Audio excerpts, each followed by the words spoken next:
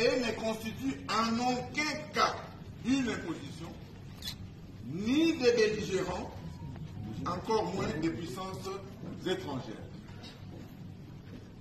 La Constitution a été conçue pour assurer le bon fonctionnement des institutions de la République, prévenir les conflits internes, promouvoir et consolider la cohésion et l'unité nationale, garantir les libertés publiques, promouvoir l'état de droit, empêcher les dérives dictatoriales et garantir une alternance démocratique régulière. En outre, il n'y a rien de plus faux que l'affirmation de M. Félix Tshilombo déclarant à Lubumbashi que l'article 217 serait responsable de l'occupation de nos terres par des étrangers.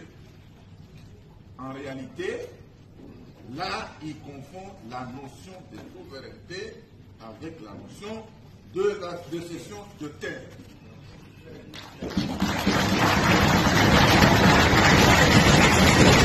Aujourd'hui, de rappeler que dans notre pays, selon l'article 214, alinéa 2 de la Constitution, aucun millimètre, je dis bien aucun millimètre du territoire national ne peut être cédé à quiconque sans l'accord préalable du peuple congolais consulté par référendum. Disposition de la Constitution du 18 février 2006 n'empêche M. Tshisekedi Tshilombo d'améliorer les conditions sociales du peuple congolais,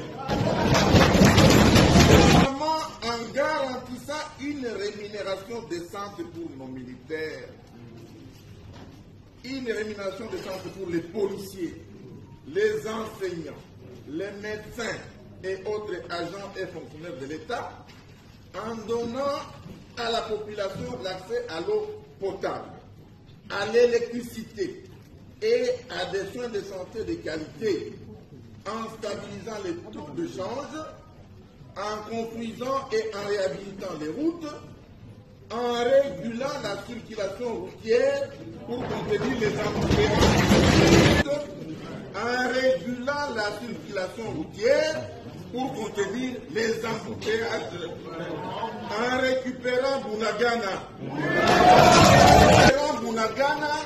et la centaine d'autres localités occupées par le M23,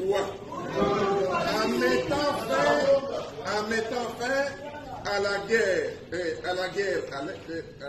à l'Est, ainsi qu'à l'insécurité généralisée dans le pays. Nous sommes tous témoins de ce que la souffrance du peuple congolais a atteint des niveaux tragiques et insupportables. La corruption et le détournement des deniers publics sont devenus des pratiques institutionnalisées.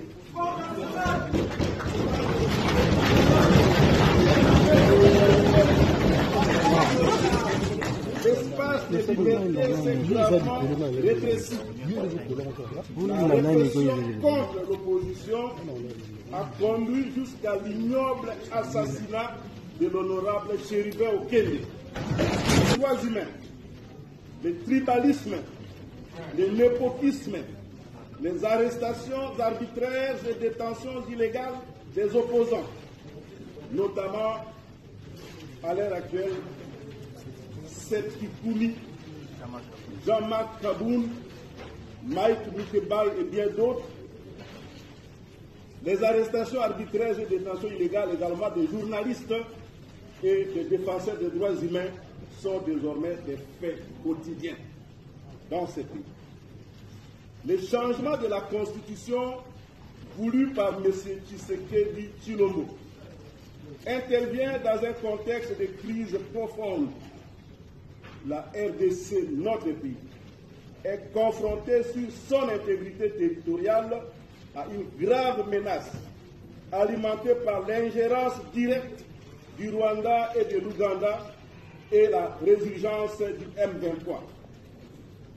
À cela s'ajoutent les violences des ADF à Beni et Irumu, de Kodeko et Zaïre, qui sont des groupes armés en Ituri, la présence de troupes burundaises au Sud Kivu, les massacres perpétrés par les Mobondo dans les territoires de Kwamut, de Bagata, de Kenge,